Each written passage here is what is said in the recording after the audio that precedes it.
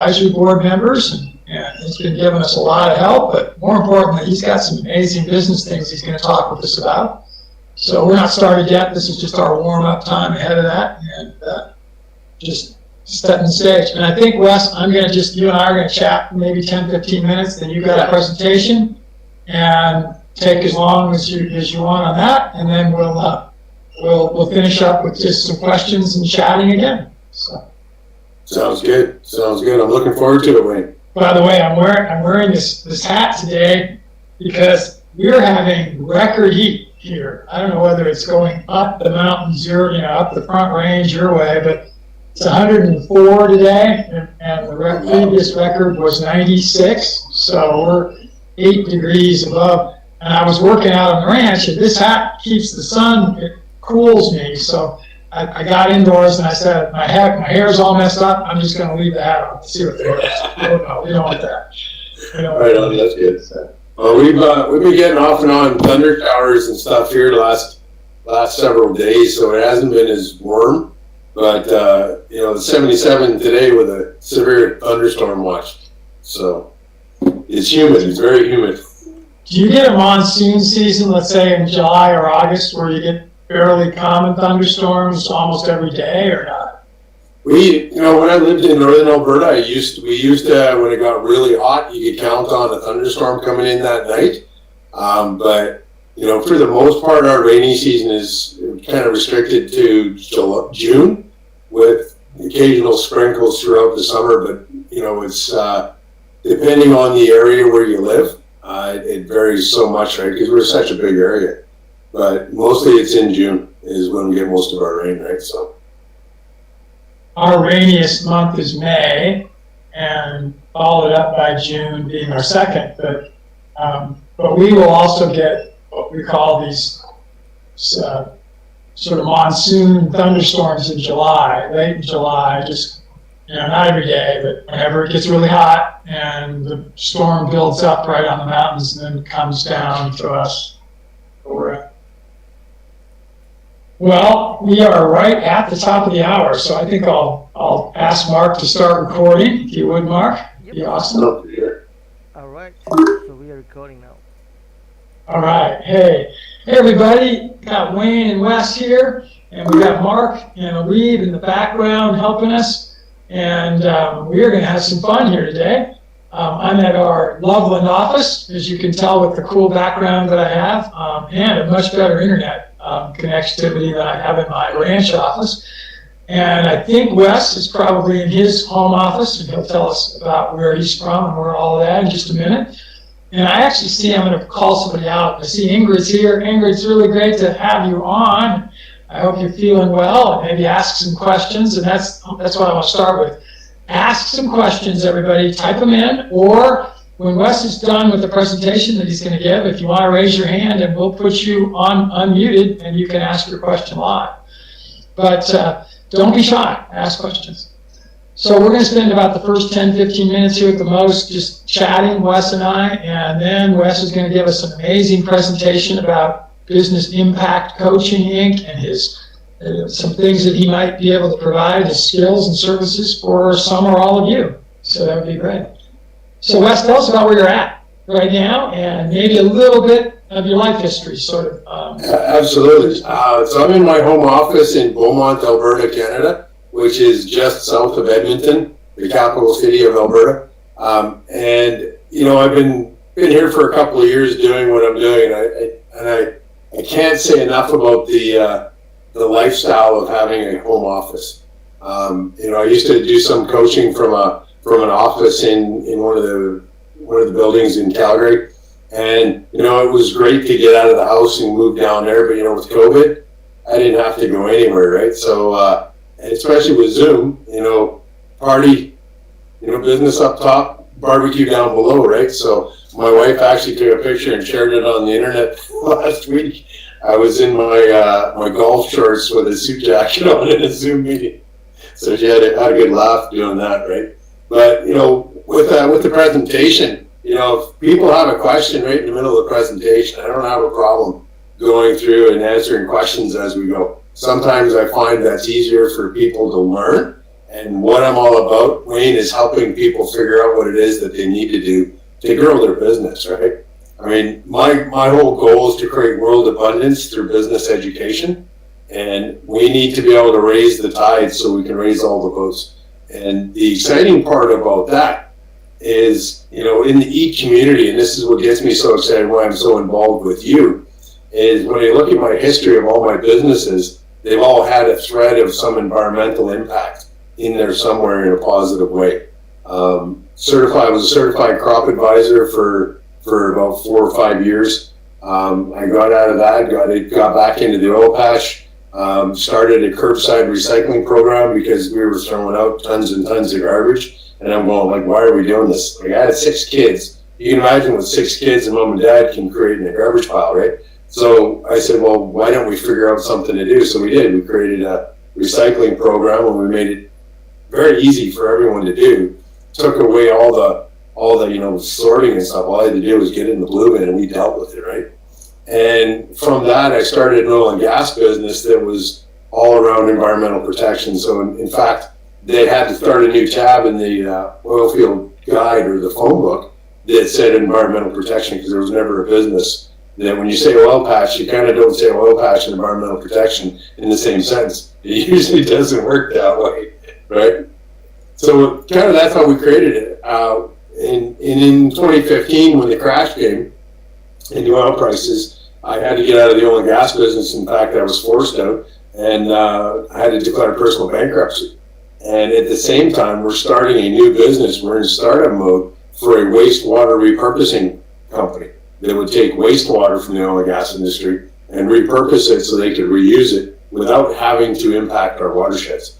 It's a huge, huge win.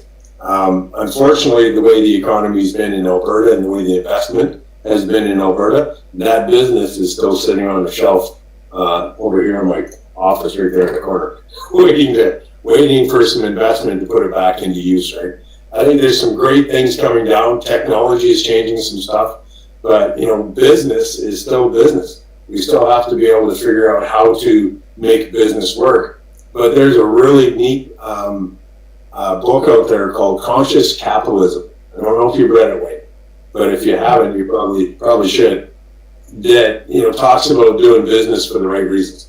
When we were doing our wastewater treatment program, we had a client, Imagine Energy. It was run by Suzanne West, who was at the helm, and she was an amazing lady. And as far as I know, at least in my world of influence, she's the first one that I heard of use the 3P bottom line, where the people, the planet, before profits, right? So it's more importantly to look after your people, more important to look after your planet, and then, the profits will be there, right? Which is kind of exciting. And that's why I'm so excited about being part of the e-community and the EPN network and being able to help your members, your clients, your community maybe take from what I share today and apply it to their businesses and start generating revenue in the right way.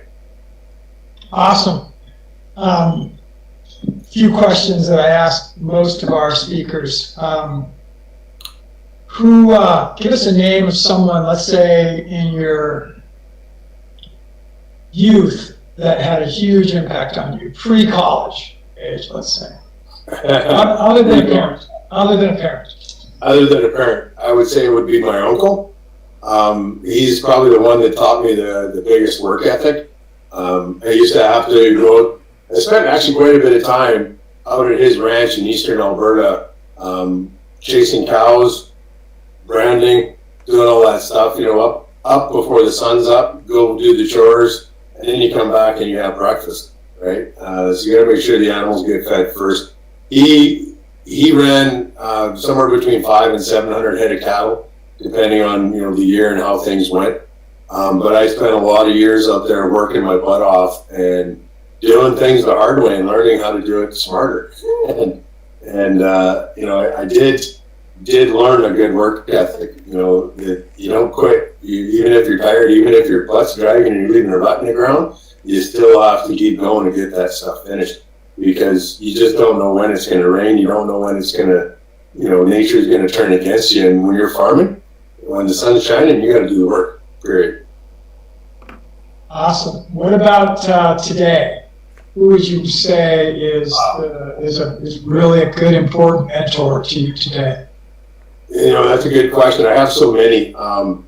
Personally, I have two mentors that I work with very closely, and one's a spiritual mentor that kind of keeps me guided down the right path to make sure I'm doing the right things. The other one, that's Bruce. And if you get to know my story, you'll hear the part about how I met Bruce. But he's been a phenomenal pillar in my life. And the other mentor it's a coach, right? And the coach is coaching me, right? But I have tons of book mentors. Like I'll be honest, Jay Abraham, Tony Robbins, and the list goes on. Some of my great favorites are like Jim Collins, right? I've had this book for almost 15 years, and I read it at least every other year. Dan Kennedy. There's a whole bunch of them that there's so much wisdom out there in the world today, and we have access to it so readily. Go to YouTube, go to Facebook, Google it on the internet, and boom, you've got that information right there at your fingers, right? So some good stuff there. And I'll be honest, I wouldn't be here today if it wasn't for my friend Bruce. He's Well, are you going to talk about Bruce at all in the presentation, or should we talk a little more about Bruce now? If you're going to talk about it, we'll let you do it. Yeah, I will talk about him in the presentation, so I could probably share a little bit about it now. When I first met him, I'd just gone bankrupt. I'd gone through a real black, really dark period in my life in early 2015. I'm no longer a business owner. I failed in business, and of course this is the self-talk I'm giving myself. I'm a failure as a husband. I'm a failure as a dad. I can't even provide for my family. What kind of good am I to anyone? And it's just this spiral of ugliness. And I started as a business coach in training with a new company. I was like brand new, like not even a week into it. And Bruce was actually giving a keynote speech at the Alberta Treasury Branch Bank about what the outlook of the oil and gas economy was going to be like. And I was late getting to the meeting, sat in the very front row because that was the only seat that was left. And believe it or not, Bruce went through his 60-slide pitch deck, and he nailed it. Like, he was saying the economy was going to be bad out to 2018, 2019. And, here we're 2021, and we're still suffering in the oil and gas industry from some bad stuff. But at the end of the presentation, he shared a little bit about his life and where he'd gone. And he started sharing about his alcoholism and his walk with Christ that changed his life. And I went, holy cow, this guy's making a lot of sense. I need to introduce myself to him and at least have a coffee with him, because at that moment, I'm sitting in the front row and I got tears running down my eyes, and I'm like, with all the stuff that I've just been through, it was my heartstrings being tugged in a real hard way. And so I reached out to Bruce, introduced myself. We booked a coffee a couple of weeks later. He said, yeah, you're probably an alcoholic. Here's a book you need to read. And I never did actually read the book that he gave me. But about 2 weeks later, my daughter tried to commit suicide for the second or third time. I'm not exactly, I can't remember now, but a parent should never have to go through that. When you show up at the hospital and your son or your daughter's, they're having their chest pumped, and it's so ugly.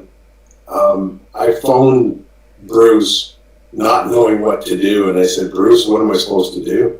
And he said, well, take her into ARC, which is an adolescent addiction recovery centers at AARC in Calgary, one of the best places in the world for sure. And I put my daughter in there about 3-4 weeks later to save her life. And in turn, I ended up saving my own. Her and I are both now addicts and alcoholics in recovery. We're a week apart. Next month will be our 5-year birthday, which is pretty exciting, right? And my daughter she's working at the treatment center that she graduated from. And it's just an amazing story. And I owe all of that to Bruce, right? Sounds like you owe a little bit to the guy upstairs too. So. Oh yeah, okay, lots. Yeah.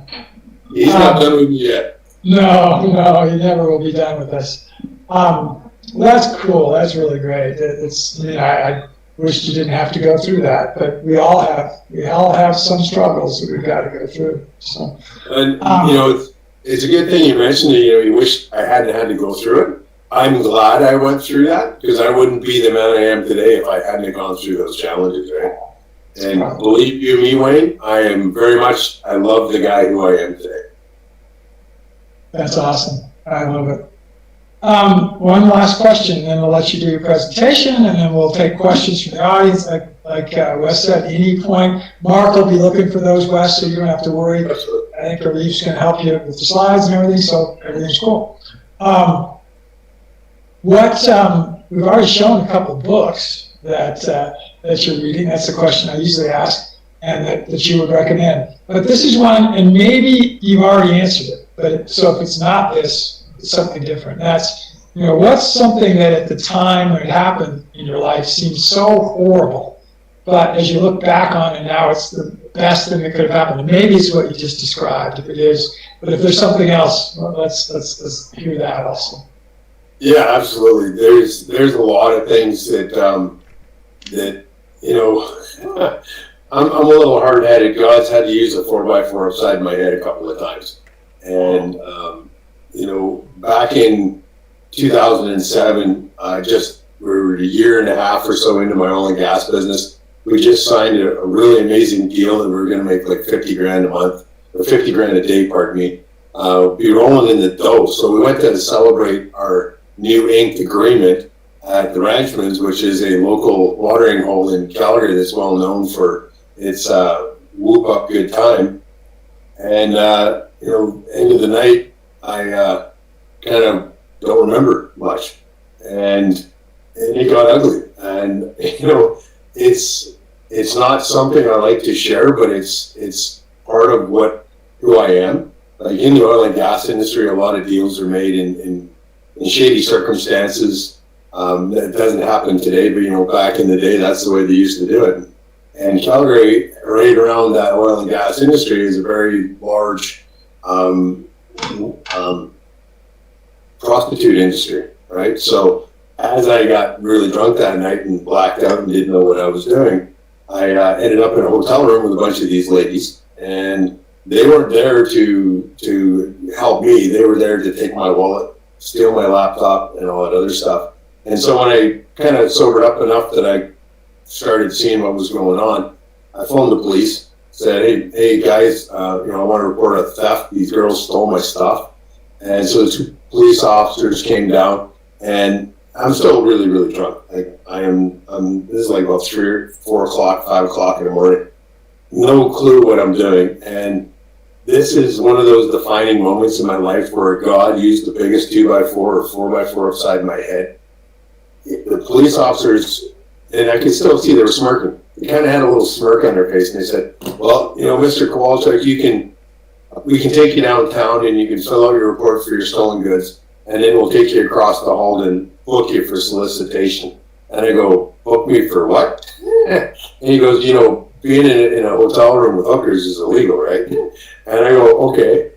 Or you can chalk this one up as a learning experience and never ever do it again. And I said, well, thank you very much, officers. Have a great night. And they left. That was the last night I drank hard alcohol. I've never touched hard alcohol since then. But because of my alcoholism, I couldn't stop drinking. So what I did is I switched to drinking wine because I hated wine, but I would only drink a little bit of it just to get a little buzz, and then I wouldn't drink anymore, right? I did that until I put my daughter in long-term drug treatment. So I drank wine for almost 10 years to try to control my alcoholism, right? It's crazy what we do. We have such an addictive mind. It's crazy what we do when we get into doing things. The lizard part of our brain drives the survival instinct, and a lot of times we, especially for me, I didn't learn how to deal with issues in life because I grew up in an alcoholic home, right? I never learned how to deal with, how do you deal with problems that you run into every day, right? And for me, it ended up just being the quickest way to go was to go drink.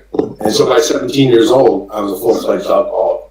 In fact, my mom told me, she said, I need to go to AA because I have a drinking problem. I said, no, I don't. Mom, I drink, I get drunk, I fall down. That's not a problem. That's the plan. And I laughed and walked out the door, but, I broke her heart that day.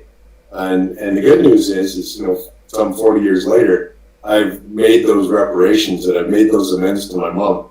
And we have a great relationship. I have a great relationship with my dad. I have a great relationship with my daughter. And I have an amazing relationship with my wife and my sons. Right? So there is silver lining in all that blackness. And, if I can leave anyone, if you get nothing out of my webinar today, if you're stuck, reach out and ask for help. Because the biggest reason why we're stuck where we are is because we're not willing to ask anyone for help. Because we don't think we need to. We're scared to. We think, well, if I have to ask for help, I'm a failure. I'm not good enough. And that's not true. Everyone that's anybody has gotten somewhere because they've asked for help. Period. By the way, I know I'm not going to use any names here, but you can't imagine how amazingly relevant what you just said is to me right now. Because a person who's been in my life about 3 weeks, who's a volunteer at our ranch through a program called Woofing. We were out on a walk this morning, and he shared with me that he's in some fairly severe depression. Yep. And that didn't surprise me. And that he's been in that situation for some time. And I really simply first said, have you sought any help? And he's 24, pretty sure of himself, a little bit like your response to your mom in '09. It was, you know what? I can help myself. I don't need anybody else to help myself. And I've just got to figure out how to deal with it. Well, I didn't stop there. I a little bit further along in the walk, I said, do you have any kind of spirituality in your life? And he said, yeah. He said, I do. And I said, well, then that means you probably have somebody that you believe is got some power that would be influenced. I hope that you've at least had some kind of a talk process with that. And he actually said, I haven't, but point well taken.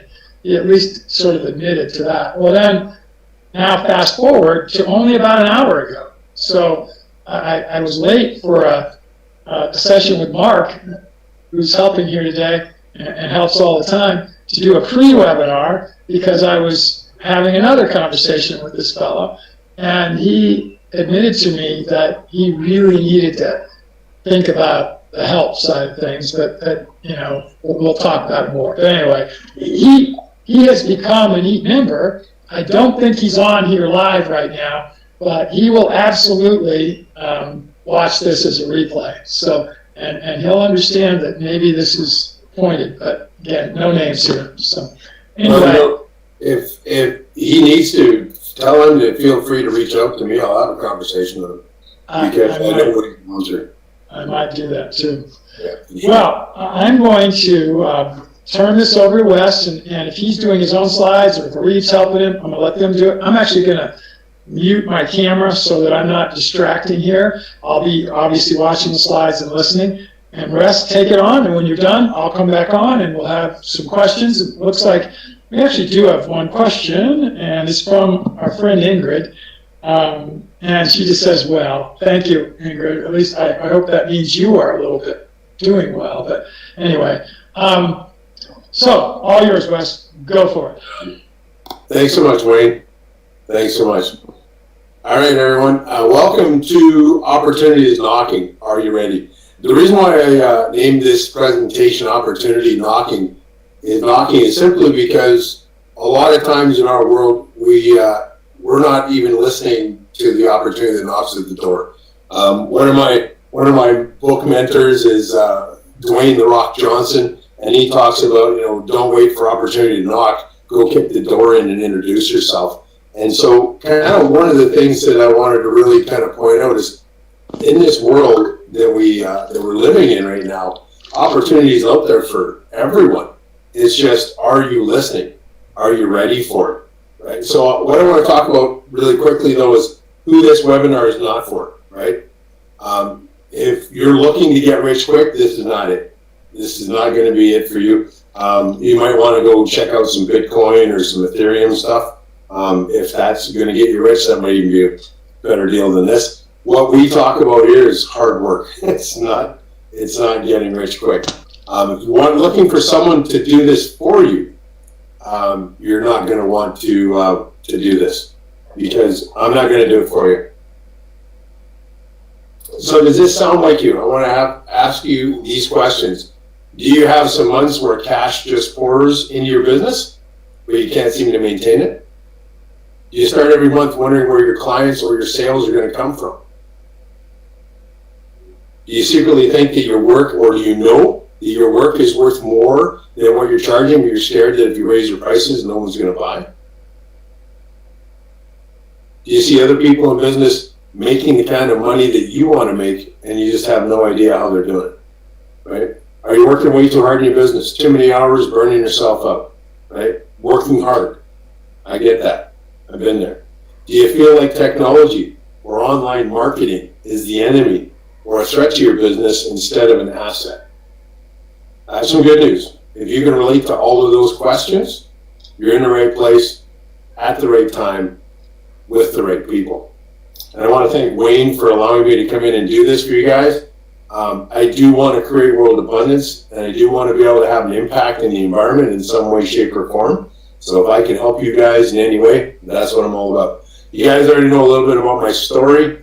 Grew an oil field business from $700,000 to $2.5 million in 24 months when I figured out some of this stuff. It kind of blew me away how well it worked. So I got some pictures here of kind of some of the stuff we did.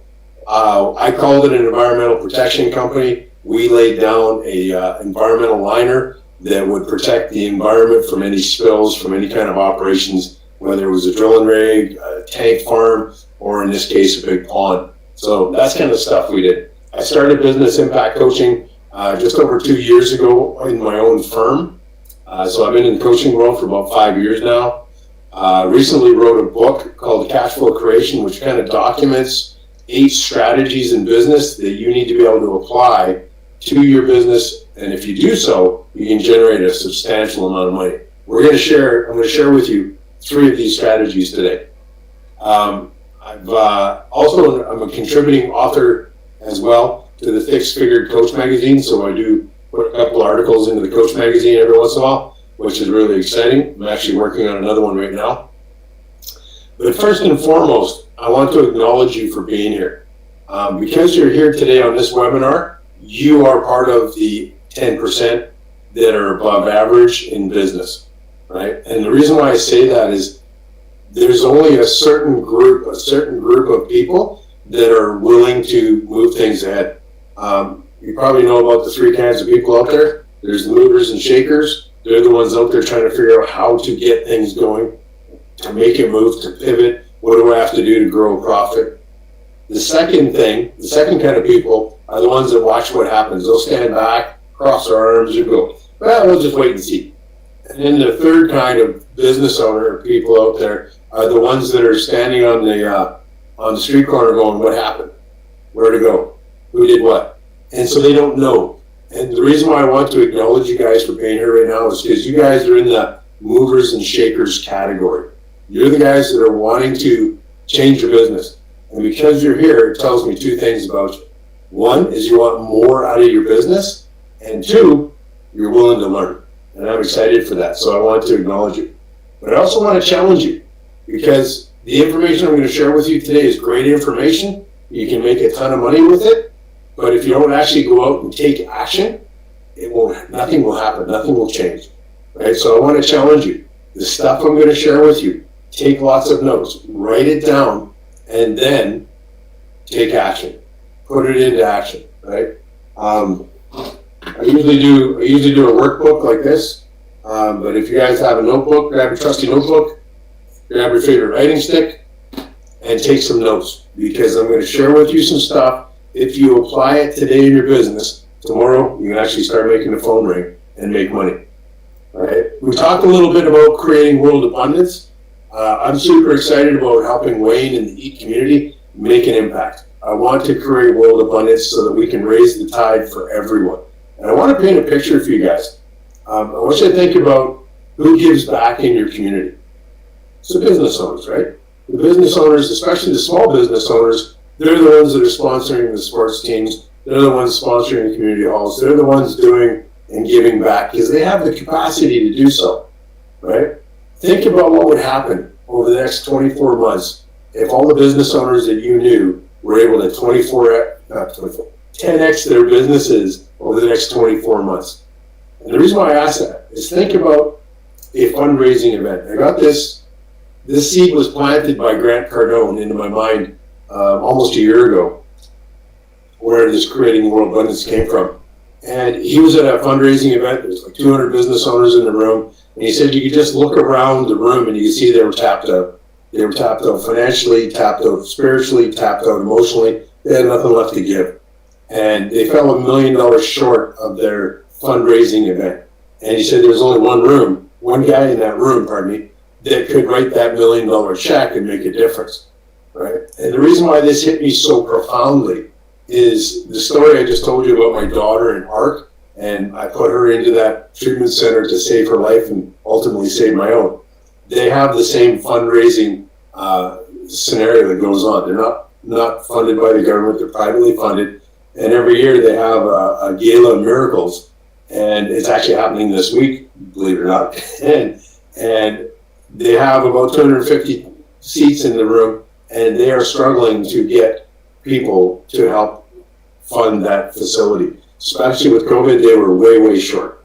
My goal is to help as many business owners as I can over the next 24 months change their businesses, change their lives, change their communities by 10xing their business. If we 10x everyone's business, put those business owners in that room, and Doc says, hey, you guys, demand to get these kids off the street is huge. We need to get them into a treatment center. We need like $10 million to build a new wing facility. How many business owners in that room would open up their checkbook and say, how much do you need, Doc? And that's the power of what abundance can do for our communities. Think about your business, and I'm going to challenge you here in a minute. Think about your business. What would change in your business right now if you had 10x more profit? Would you go out and hire some more staff? Probably would have to, right, to deliver. But, would you be able to create a culture within your business that creates that abundance mindset, right? So that when that employee goes home at the end of the day and someone knocks on his door towards the end of the evening, right, and says, hey, we need a donation for this worthy cause. What are the chances that employee now, because they have abundance, would be more willing to give, right? What would that do for the community that you guys live in, that you guys play in, right? And this is why I want to be able to create world abundance. So if you guys get some information from this, you need help putting this together, please reach out, because I'd love to be able to help you guys out in any way I can, right? And this is where the 3P bottom line comes in. 3 Ps: people, planet, profits, right? In that order. Let's look after our people. Our people are the most valuable asset. They're not a resource, they're an asset. They're human beings. We have to build us to create an amazing amount of sustainability, right? Or regenerative ability. I don't know if that's the right word or not. So here's today's game plan. I'm going to provide you with 3 actionable strategies that you can use today that will triple your leads, double your conversion rate, and exponentially grow your profits. And I'm going to show you that it's going to be much easier to grow your profits exponentially than it is linear, right? How many of you guys are out there doing things the linear way? First, to go to A to Z, you have to go to A to B first, and then to C, and then to E. So what I want you to do, I want you to, in your notebook, this is how I want you to do this. I want you to rate yourself from 1 to 10 on how relevant this strategy that I'm going to share with you is to your business. And I want you to rate how proficient you are at implementing that strategy. And the reason why this is if it's relevant to your business, it's like an 8 or 9 or a 10. That's kind of like, I have to get this put into my business. But your proficiency is probably a 1 or 2. You got no idea where to go. You need to be willing to reach out and ask for help. like Wayne and I were talking earlier, be willing to reach out and ask for help. There's so much help out there today. All you have to do is ask, right? And I'll be the first to tell you, right? This baldness is not normal. I had to wear all that off. I was not willing to ask for help until I banged my head on the wall so many times that I thought I was going nuts. And then take any notes, right? I've got some action steps right there. Take any notes about any blinding flashes, the obvious that, oh, you know, if I do this, I can move that lever in the business. So write those notes down, and this is where I'm going to challenge you guys. Take action, right? So we're going to identify the gaps today, where you are today, and where you want to be in the next 12 months. And then we're going to figure out how to build a roadmap to help get you guys there. So if Wayne or Mark in the chat box, you know, have everyone reach out and say, what's your business and what are your biggest challenges? And we'll talk about that in a bit. So have them put their biggest challenge in the chat box and we can talk about it. So while you guys are doing that, I'm going to just talk a little bit about the 80-20 rule, right? Pareto's principle, if you guys are familiar with that. 20% of what we do produces 80% of the results. And it's kind of exciting when you start looking around at how well this rule has fit into life in just about every aspect, but more so business than anywhere else, right? 20% of what you do every day generates all your revenue, right? 80% of it, 80% of it. So think about how much time are you spending on those activities that produce that? What would happen if you could focus more than 20%? And I'll be honest, I bet you there's a few of you business owners out there. Maybe this isn't the norm, maybe this is the rarity, but I wonder how many of you guys are actually spending less than 20% on those revenue generating activities, right? Like maybe 5%, you're doing a 95 and 5 rule, right? And you're struggling, right? If you're struggling, reach out, ask for help, let's see how you get there. But these are the 5 areas that guys like Jay Abrams and Jim Collins and Tony Robbins have figured out that are the 5 areas that make up your 20%, right? More leads, more conversions, more transactions, higher prices, more profits. These are the 5 things that make money in your business. Everything else you do in your business supports these activities, but they don't actually generate revenue. These things do. And I'm going to share with you how small incremental changes can produce some massive results. Right? So let's have a look at my cash flow calculator. I'm going to set a baseline here of 1,000 leads in your business. Now, if you get 1,000 leads, and let's not talk about e-commerce businesses, let's talk about regular mom and pop type brick and mortar stores. But if you get 1,000 leads in your business over the course of a year, and you're able to sell 1 in 4 of them, you have a 25% conversion rate.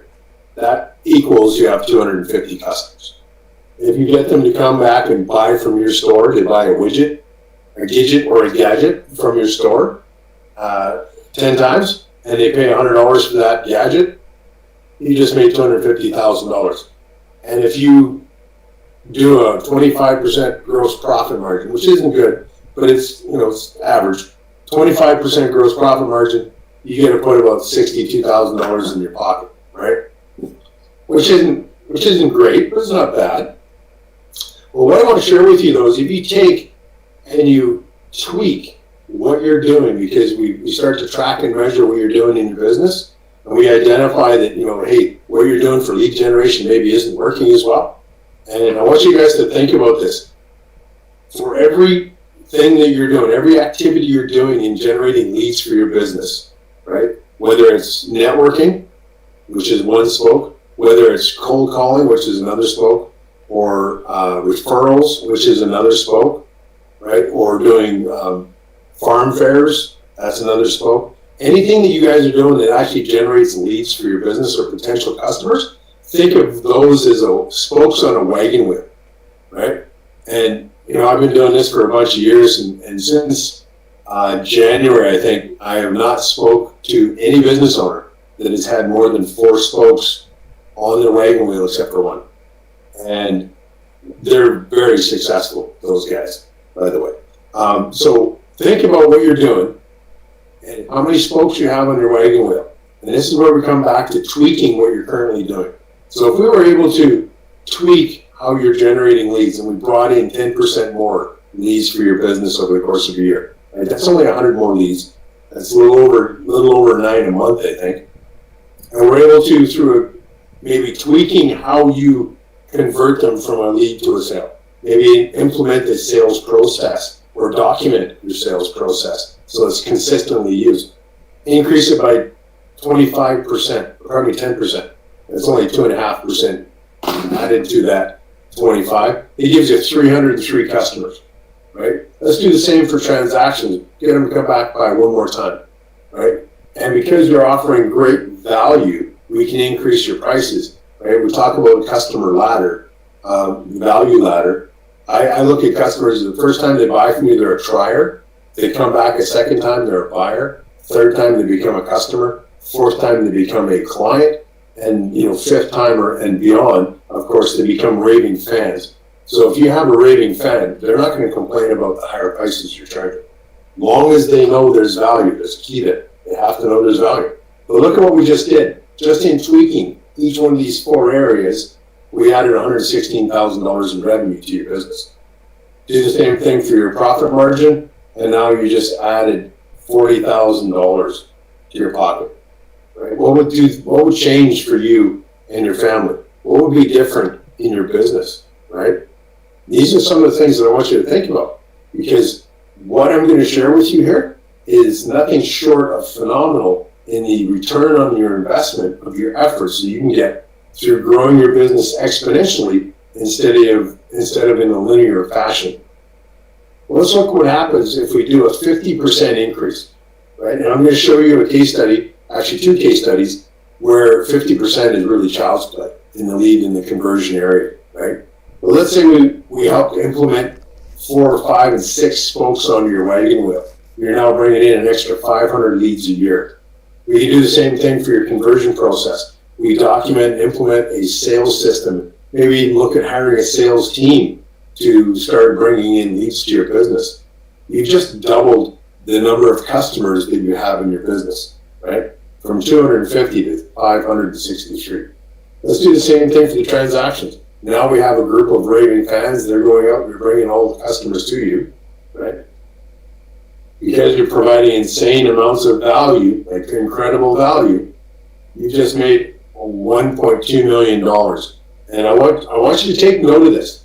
I don't know what things are like in the United States, but here in Canada, the statistic is there's 95% of small businesses in Canada never make $1 million in revenue, right? And I just showed you guys how to do that. So if you're one of those small businesses that you'd love to get to $1 million, this is the kind of stuff that you need to look at implementing into your business. Don't take my word for it, right? J. Abraham wrote the book, but I'm probably a lot more economical coach to bring on, because last I heard in 1989, J. Abrams was $25,000 a day if you wanted to have him coach you. So, right, take it with a grain of salt, you guys. More profits, right? Increase it 50%, you just put $500,000 in your pocket. Think about the things that would happen. We go back to creating world abundance. How would this change what you could do for your family? How would this change what you could give back to your community? How would this change what your staff would be willing to give back to their community? Because believe you me, you would probably never hit those numbers without a great team behind you. And to have a great team, you have to have great culture, right? 760% growth in your business. I just showed you some amazing ways that you can financially transform your business. So let me show you 3 breakthrough strategies, right? Let's talk about leads. And I want you to take notes here because this is important. Fundamentals of marketing. You have to have something good to say, which is a market dominating position or unique selling proposition. You have to be able to say it well, right? And then you have to say it often. How many of you guys remember the Oscar Mayer Wiener jingle, right? I grew up with that one as a kid. I still remember it. I'm like 56 years old today. Like, what the heck, right? The problem is, as small businesses, we don't have the budgets to be able to pay the radio over and over and over so that jingle gets to be household name, right? That's amazing marketing, but we don't have the budget. So how do we compete with that, right? How do we compete in that space? Well, according to Dan Kennedy, here's how we do it. We first have to identify the market, right? Who is our target market and where we're going? What is the messaging that we need to use that will get them out of their comfort zone and go, oh, I need that? And then what media do they go to consume information? So if you do the market research to find out who your best customer is, you'll know where the media is. You'll know where to go to put your ads, right? So let me give you an example. If you're targeting the older demographic, they're probably still reading newspapers. So it's probably a good idea to put a newspaper ad out there. But if you're targeting the younger demographic, like everyone that's on their smartphones, but you're putting ads in a newspaper, it's kind of a waste of money. And so this is where the marketing triangle, I want you to think of it as a fire triangle, right? If you have fuel, oxygen, and ignition source, you have a fire. And every firefighter knows you take one of those away, your fire goes up. Well, the same thing with the marketing triangle. If you have the right market, the right message, and the right media, you are going to get leads. But if your market is wrong, or your message is wrong, or your media is wrong, any one of those three, if it's wrong, you've got nothing. And this is what I want you to learn. What happens when you go to do a case study like this? If your message is wrong, or your marketing is wrong, or your market is wrong, it'll just screw you up big time, and you'll waste a lot of money. So our first case study here is a cosmetic surgeon. When we first sat down with him, he told us he was doing mummy makeovers, he was getting 35 leads per ad, doing Facebook, pay-per-clicks, and he's spending about $6,000 a month, right? Here's his ad. Nurture the body that provokes true envy.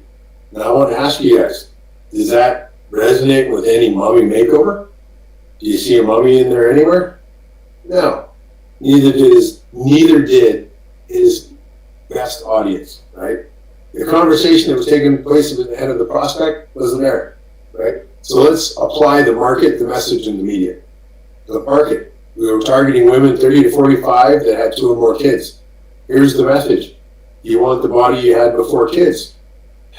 My wife stuck her hand up in the air, right? She didn't go the cosmetic surgeon way, but she went by the way of the gym and competitive bodybuilding. But she was looking in the mirror, and that question was on her mind. She's going, I want my body back before I had our son. And so that resonated with her, so we knew we hit the market there. And then we just put it out onto Facebook, direct mail, radio, and TV, because that's where moms live. The result was 300 to 500 leads per month, right? That's an 1,143% lead increase. 1,100%. So we go back to here. I just showed you a 10 and 50% increase. What would happen to your business if you had an 1,100% increase in leads? Instead of having a little trickle of leads going into your gas tank for your business, you've got a big funnel going in. When you step on the gas, do you think it's going to go somewhere? Hell yeah. Pardon my language. Let's look at another case study.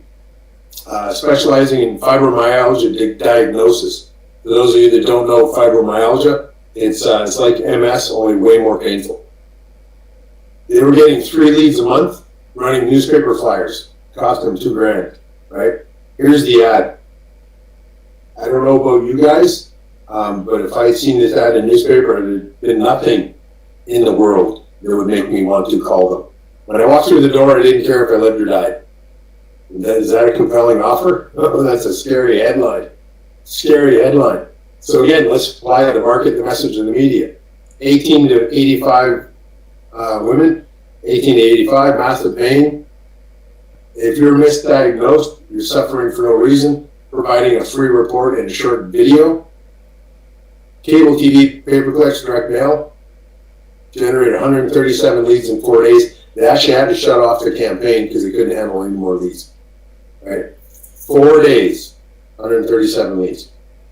Would you guys like to have that kind of activity in your marketing?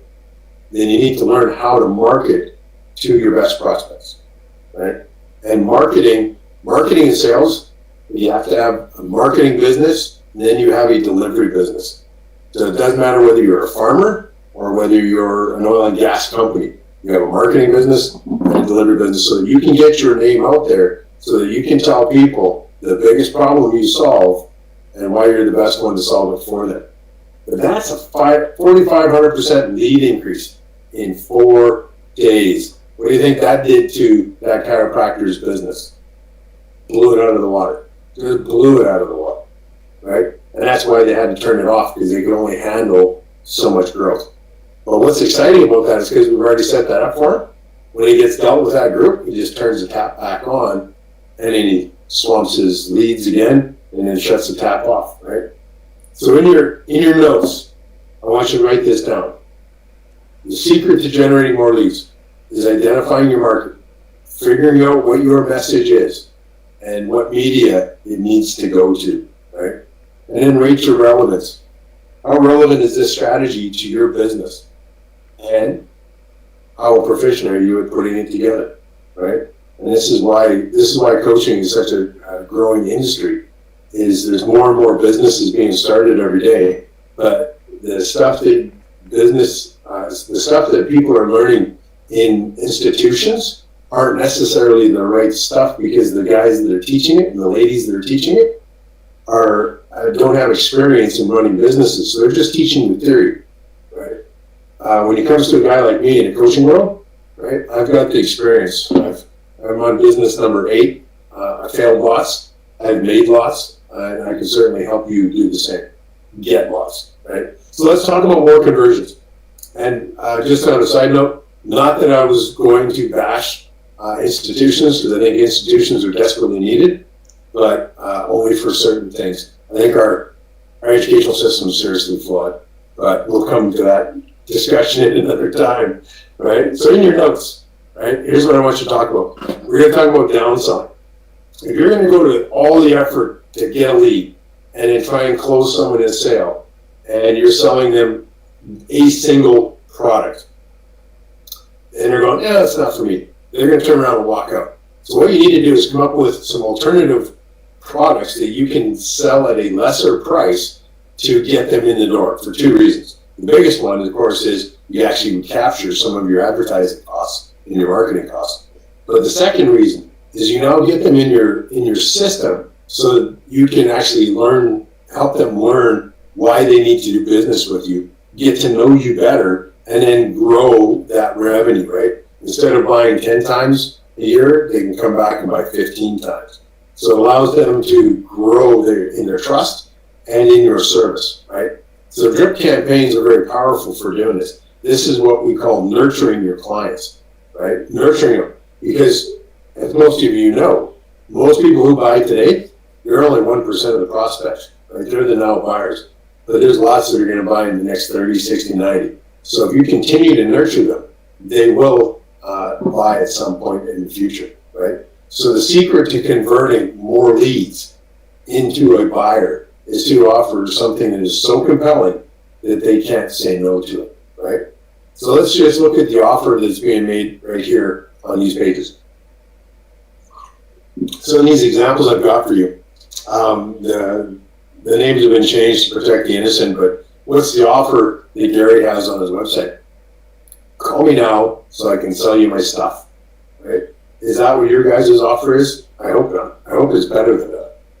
But for the most part, 95% of businesses are doing this all wrong. They're going, what's your offer? Call me and I'll sell you stuff.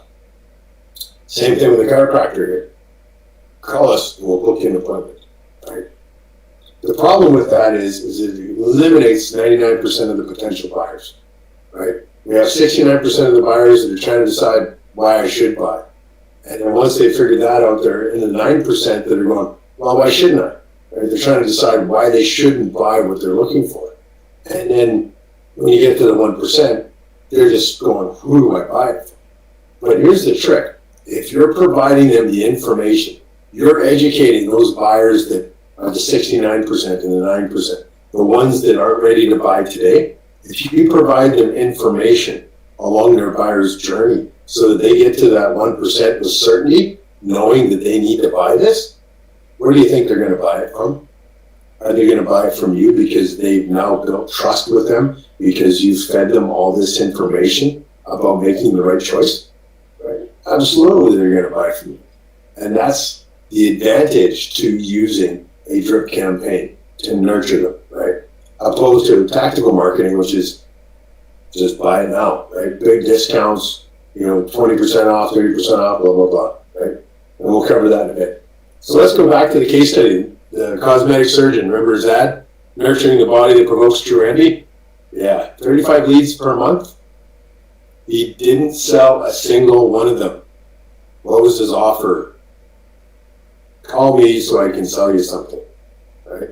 Or, hey, let's do a virtual consultation and then I'll sell you something, right? Who's going to buy, especially in the plastic surgery industry? What ladies are going to buy plastic surgery over the phone, right?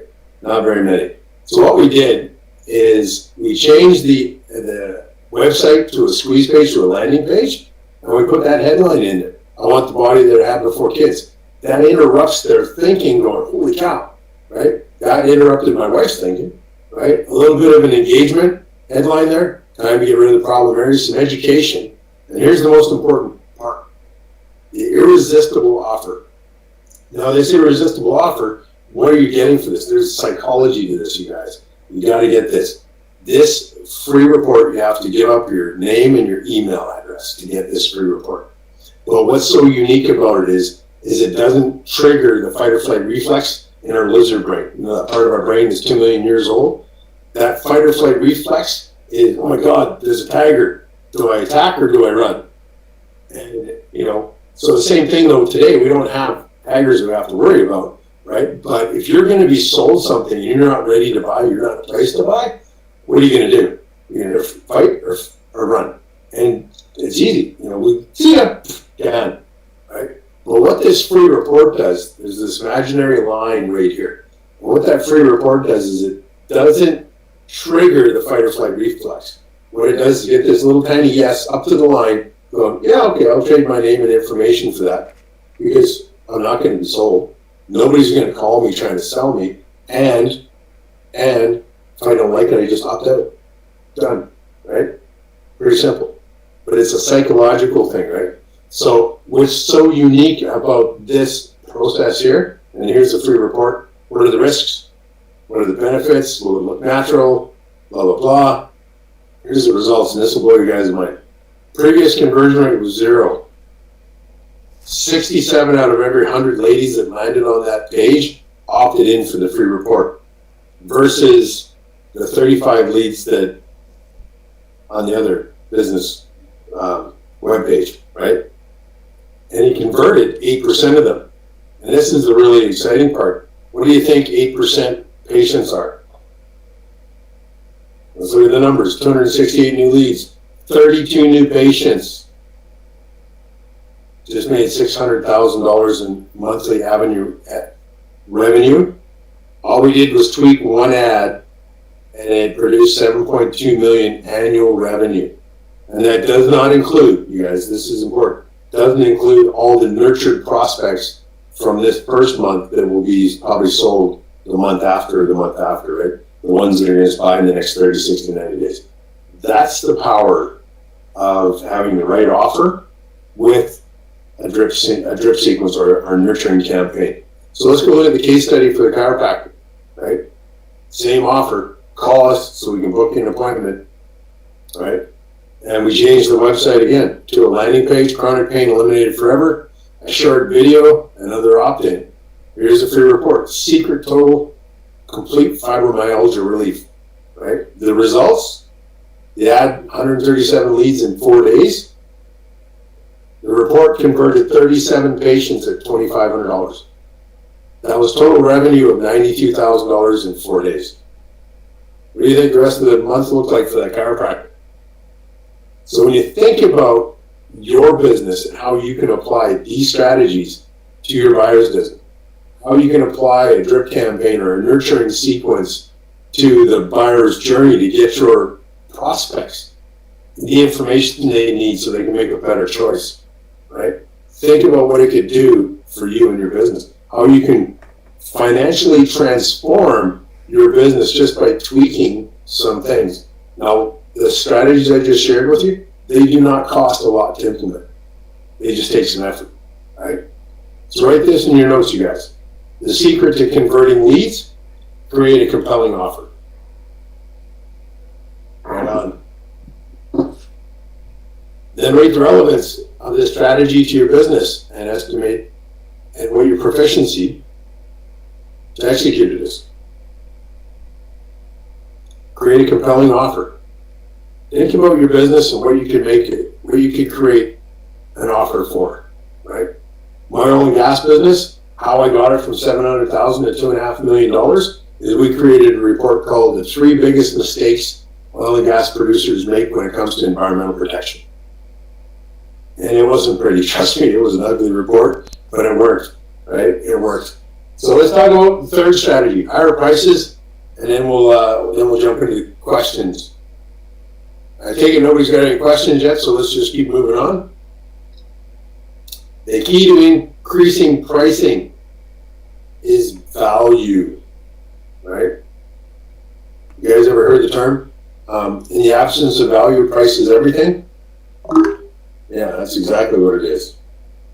Bundling. So have you guys heard of bundling? Grouping together products so that you can create a package that then is sold to the client at a higher price or at a break-even price with your competition, but because there's so much more value in it, you steal your clients from your competitors.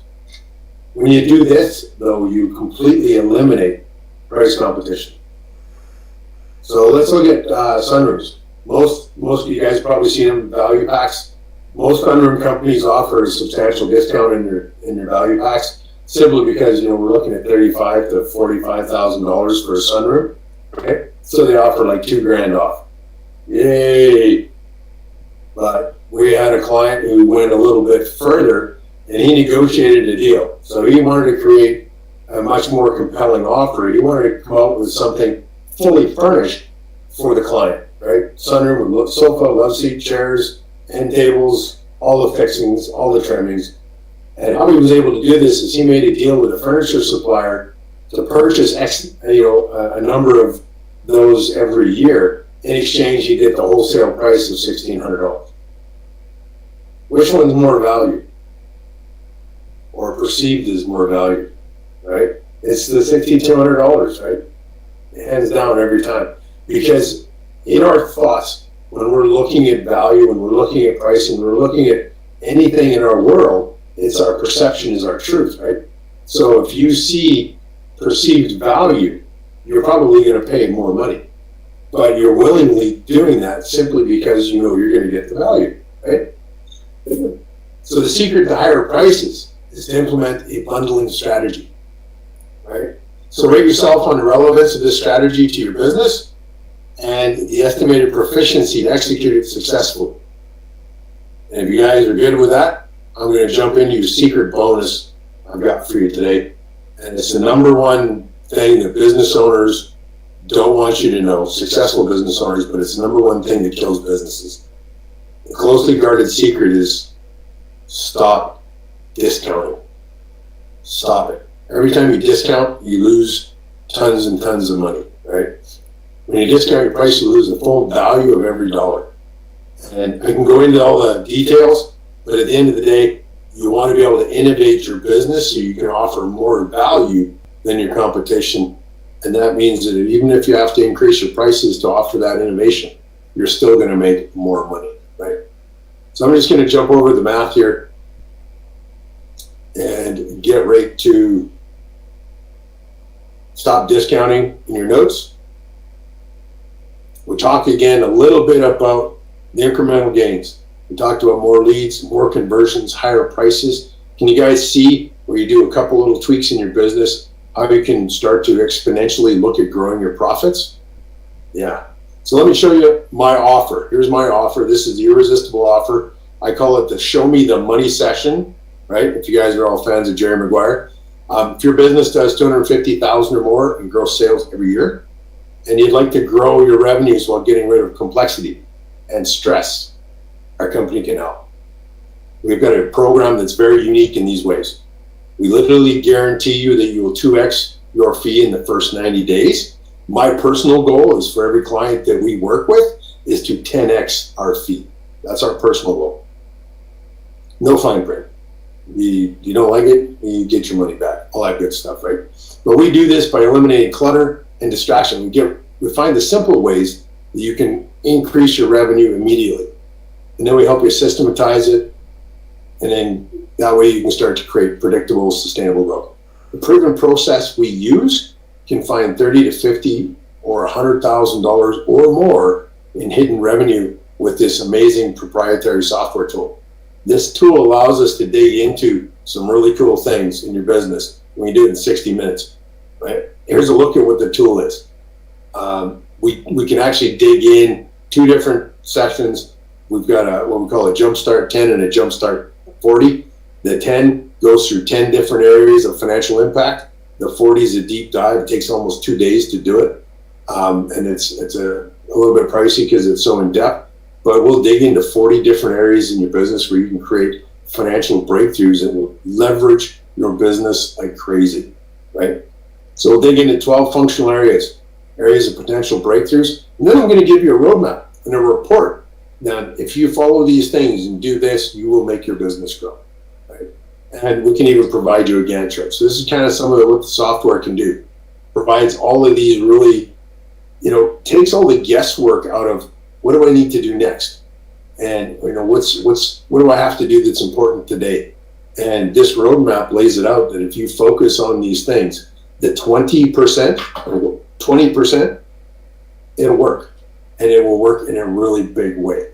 So to recap for you guys, I just showed you 3 strategies to immediately grow your revenue and profits, right? Leads, I only shared 1 strategy. I've got 55 more strategies I can help you guys figure stuff out with. Conversions, I shared 1. I've got 75 more, right? Higher profits, I've got 35 more strategies, right? I introduced my irresistible offer. It's $1,000 value. You're going to get it today for free if you take action. Where we can find those financial breakthroughs. We can build you a roadmap. And I'm happy to give this to you guys at no cost, simply to the first 10 who take action on it, right? So if you text 587-832-5596 with show me the money, you'll be sent to a link to book your session for free. And Wayne, that's it. I'm done. We'll leave this up. So if anyone wants to reach out and text, they sure can. But if there's any questions, let's dig into it. Awesome. Well, that was great, Wes, and did an awesome job. I know that what you're going to provide is going to be excellent. We're going to be taking advantage of it here with EAT and EPN, and hopefully a bunch of you out there will do the same. We always have lots more people watch this as replay. So my first question is going to be, Wes, would you make this same offer as people watch this as a replay? You don't need to answer that right now. No, absolutely. Absolutely. Like, remember what I said? My goal is to create world abundance. I think everybody needs to see this because these kind of tools will change their business. Awesome. Well, that's amazing for you guys. So that's great. I think I understand it. Actually, I've had some engagement with a lot of the same people even that Wes has talked about some level. And so I don't have any specific questions. We have gone over a little, everybody. Please put some questions in if you have them. And I know Wes will stay here for a little bit more, but I want to be kind to you too and make sure that we do let you get back to your evenings or mornings or wherever you're at in the world so you can do what you need to be doing. I'll ask one other one. Wes, let's say that person's widget is more something they make and they sell. The people you did show some examples for case studies were physicians. They were providing the service of some kind of improvement. Well, let's say it's a widget. Do you have any thought, just a quick case study you might have just give a 30 seconds on? And how yeah, absolutely. It's the same thing, whether it's a service or a product orientated business, the same thing is you want to make sure that whatever you're spending money on is going in the right place, right? So if it costs you $70 to build your widget and you're selling it for $100, right? If you add value, you start looking at bundling it together, and you look at the buyer's journey. Who do they buy stuff, or what do they buy before they get to your store? What do they buy after? And on so down the line, let me use a florist example as an example, right?